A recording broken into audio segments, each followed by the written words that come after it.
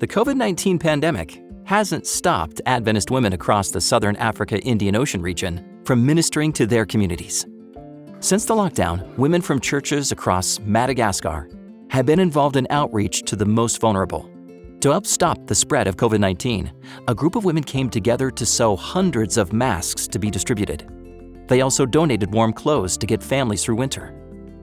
Healthy food can be hard to access, so every week, Adventists visit remote villages to provide hot meals to the less fortunate and vulnerable children.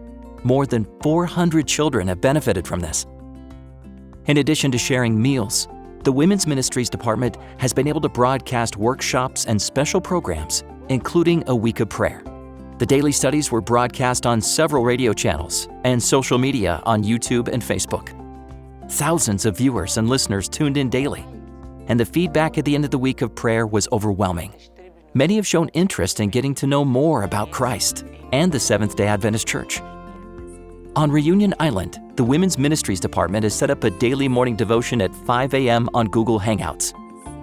This has been a great experience, with over 25 regular attendees, including some who are not Adventist.